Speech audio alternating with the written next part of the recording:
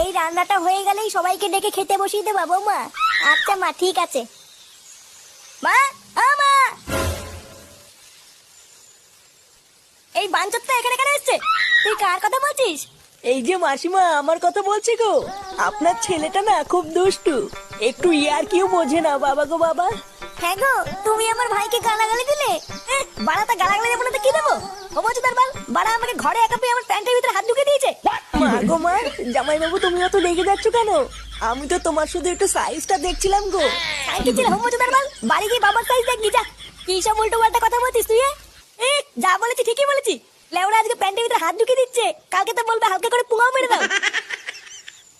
এই কি হয়েছে রে? এত চেঁচামেচি কিসের? দেখুন না মেশামশাই, মা গো মা, আপনার ছেলে একটু ইয়ার কিউ বোঝে না। ওটাই আর কি ছিল বাঞ্চদ? দেখেছেন তো কিভাবে বলছে। দেখো মা, আমি কিন্তু বলে দিচ্ছি, এই চুদির ভাই যদি বাড়িতে থাকে আমি কিন্তু বাড়ি থাকবো না, বলে দিলাম। চোরে বাচ্চা, তুই ঘর থেকে বেরিয়ে যা। আমরা কোনো কাজকর্মের বেলায় নেই, কোনো রোজগার পাতি নেই, আবার বড় বড় কথা। ও বাড়া, মায়ের থেকে মাসির দরদ বেশি, তাই তো? বাড়া এখন তো দেখছি আমার থেকে এই বাড়িতে হোমোচোদার দাম বেশি। লেওরা যেদিন এই হোমোচোদারা তোমার ধুতির ভিতরে হাত ঢুকিয়ে নেয়ানারি করবে সেদিন বুঝবা বালের এই বাড়িতে আমার কোনো দামই নেই।